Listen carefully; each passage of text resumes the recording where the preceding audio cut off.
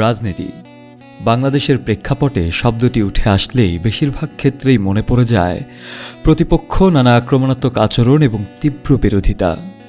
কিন্তু এর ফাঁকেও মাঝে মাঝে দেশে এমন কিছু চিত্র দেখা যায় যা পরিবর্তন করে দেয় প্রচলিত রীতির গতিপথ। মূলত রাজপথে বিভিন্ন লড়াই সংগ্রামে বিএনপিকে প্রতিপক্ষ ভাবত ছাত্রলীগ, কিন্তু এবার এক অসহায় ছাত্রলীগ নেতার পাওনা টাকা আদায় করে দিয়ে বিএনপি নেতা ভাসছেন প্রশংসায়। এমন ঘটনা ঘটেছে ঝিনাইদহের শৈলকুপায়। মূলত 2023 সালে স্থানীয় একটি হাইস্কুলে অফিস সহকারীর চাকরির জন্য ঝিনাইদহ জেলা আওয়ামী লীগের সভাপতি ও সাবেক সংসদ সদস্য মরহুম আব্দুল হাইকে নগদ 8 লাখ টাকা দেয় শৈলকুপা নিত্যানন্দপুর ইউনিয়ন ছাত্রলীগের সাধারণ সম্পাদক শামীমুল ইসলাম স্বাধীন। দীর্ঘদিন পেরিয়ে গেলেও স্বাধীনকে কোনো চাকরি দেয়া হয়নি। পরে চাকরির জন্য দেয়া টাকা ফেরত চাইতে গেলে নানা তালবাহানা করতে থাকে আওয়ামী লীগ নেতা আব্দুল হাই। এরই মাঝে ওই নেতা অসুস্থ হয়ে মারা যান। টাকার জন্য পাগল প্রায় হয়ে পড়েন ছাত্রলীগ নেতা স্বাধীন। 5 আগস্ট রাজনৈতিক পট পরিবর্তনের পর স্থানীয় বিএনপি নেতারা বিষয়টি জানতে পারেন। বিষয়টি জানতে পেরে তারা খোঁজ খবর নিয়ে দেখেন ছাত্রলীগ করলেও খুব একটা অপরাধ সংক্রান্ত কার্যক্রমে জড়িত ছিল না স্বাধীন।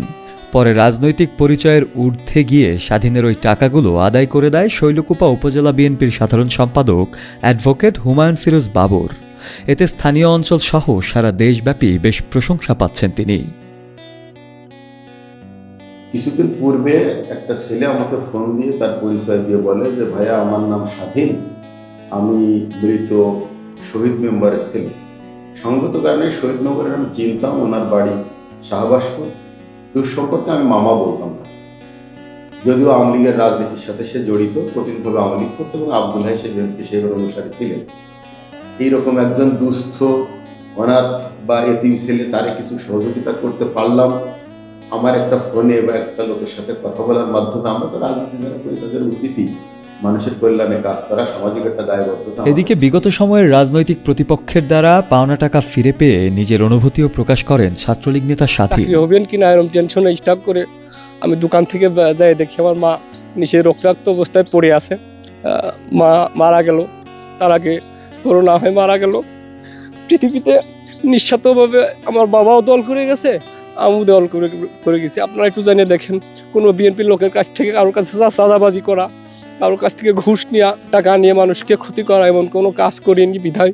তো যাই হোক, ফিরোজ ভাই আসলে যে অমায়িক হৃদয়ের মানুষ বা ভালো মানুষ, তার প্রমাণ আমি পাইছি।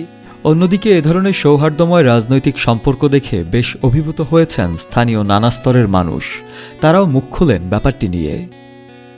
অসহায় হয়ে এতিম মানুষ ঘুরে ঘেরে বেড়াচ্ছিল, পথে পথে এতিমের মতো কান্দিয়ে ঘেটে বেড়াচ্ছে। উদ্ধার করার কোনো লোক ছিল না।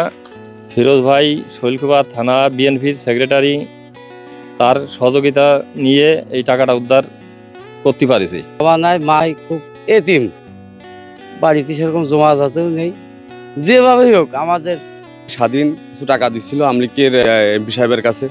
সে টাকাটা আমাদের বিএনপির কিছু লোকজন টাকাটা উদ্ধার করে দিয়েছে। এই পাওয়াতে আমার খুব ভালো লাগছে যে টাকাটা আমার ভাই পাইছে।